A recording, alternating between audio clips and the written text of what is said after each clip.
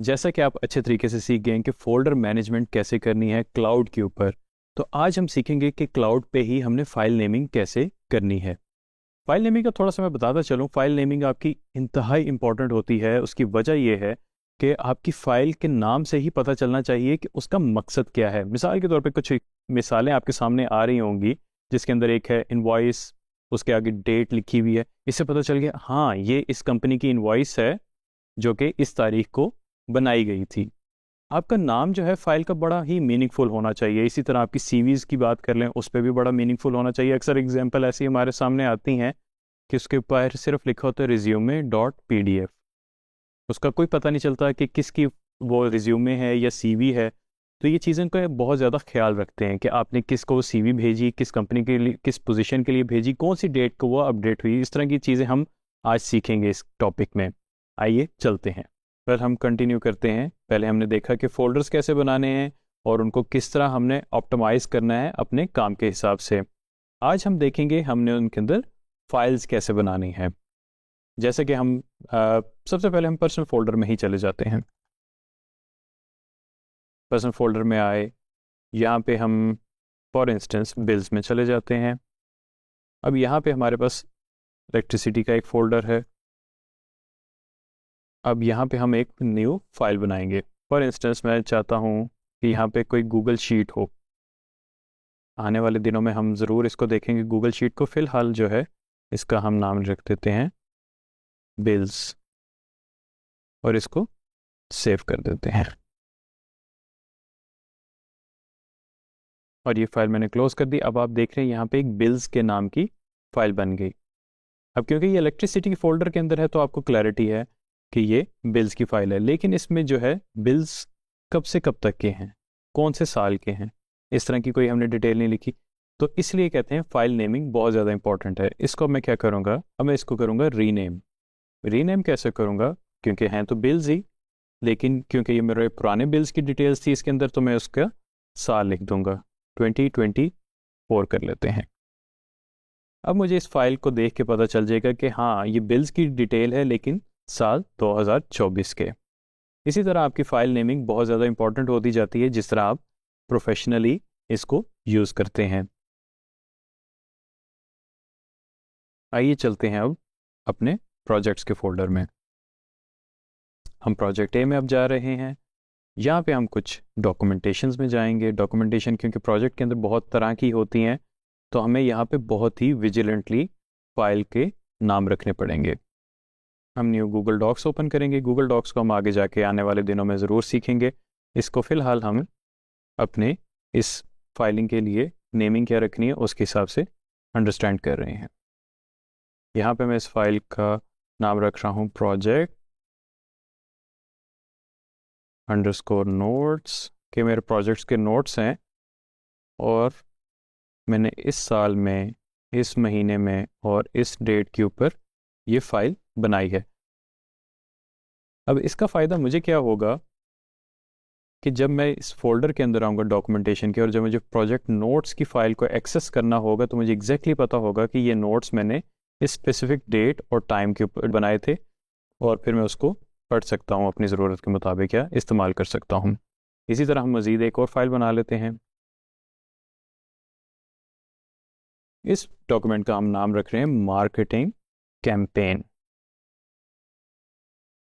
अभी हमारे दोनों डॉक्यूमेंट्स बन गए हैं। अब आप इन नाम को पढ़ें और आप आइडिया लगाएं कि कितने मीनिंगफुल नाम है। हाँ, अगर यहाँ पे लिखा होता न्यू डॉक्यूमेंट 1, न्यू डॉक्यूमेंट 2, तो मुझे बिल्कुल भी नहीं पता चलना था कि ये प्रोजेक्ट के नोट्स हैं या हमारी मार्केटिंग की कैंपेन है। अब यही चीज़ जो है इसको हम अपने हिसाब से, अपने अंदाजे से मज़ीद बेहतर कर सकते हैं। उम्मीद है कि आपके पास भी कुछ आइडियाज़ ज़रूर होंगे जो कि आपके ख्याल से बेहतर हैं कि हम फाइल नेमिंग को इस तरह लेके चलते हैं। खैर, ये कुछ एग्जांपल्स थी। इसी तरह हम अपने जो भी डॉक्यूमेंट्स हैं, चाहे वो PDF हो, चाहे वर्ड डॉक्यूमेंट हो या गूगल डॉक हो, स्प्रेडशीट्स हो, कुछ भी हो, उनको इसी तरह नेमिंग कन्वेंशन के साथ फॉलो करके बनाया करेंगे। अच्छा, ये तो हमने देख लिया गूगल ड्राइव को। अब हम आते हैं ड्रॉप बॉक्स में, और वही जो प्रैक्टिस हमने वहाँ पे की है वही प्रैक्टिस हम यहाँ पे करेंगे। ड्रॉप बॉक्स के अंदर आप देख रहे हैं कि उसका UI थोड़ा सा डिफरेंट ज़रूर है, लेकिन उसका मकसद या इस्तेमाल करने का तरीका एग्जैक्टली वैसे ही है। इसको स्क्रॉल डाउन करें तो आपके सामने आपका पर्सनल और वर्क फोल्डर दोनों आ जाएंगे। आप जाएं वर्क प्रोजेक्ट्स में, क्योंकि इसमें हमने बनाया हुआ था प्रोजेक्ट बी का फोल्डर। आपके जहन में क्या आइडिया है, आप कौन सी फाइल बननी चाहिए? यहाँ पे मैं बना देता हूँ वर्ड डॉक्यूमेंट। अगर आप फर्स्ट टाइम चलाएंगे तो इसको एक्सेस चाहिए होगा, इसको अलाउ कर दीजिए।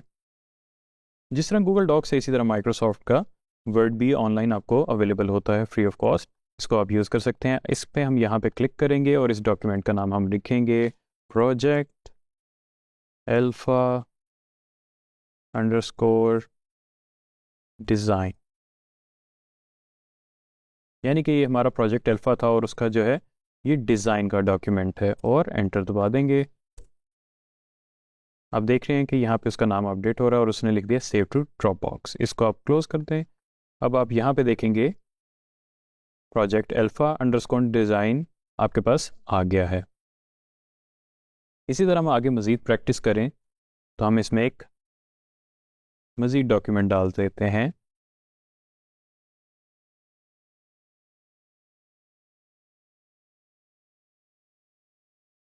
और हमारी एक मीटिंग हुई थी इस प्रोजेक्ट के हवाले से, तो उसका नाम मैं मीटिंग नोट्स अंडरस्कोर जिस साल में, जिस मंथ में और जिस डे को हुई, तारीख को हुई मीटिंग नोट्स, मैंने लिख के इसको एंटर कर दिया ताकि ये भी सेव हो जाए। अब मुझे एग्जैक्टली पता चल गया जो हमारी मीटिंग हुई थी उसका डेट क्या थी। अब मुझे एग्जैक्टली पता होगा कि मैंने इस डेट की मीटिंग नोट्स के अगेंस्ट क्या आउटपुट देनी है।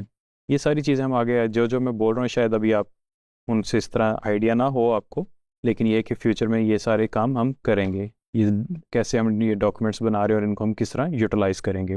जैसे कि आपने देखा मैंने दो यहाँ पे डॉक्यूमेंट्स बनाए हैं, एक मीटिंग नोट्स विद डेट और एक है डिज़ाइन डॉक्यूमेंट प्रोजेक्ट अल्फा का।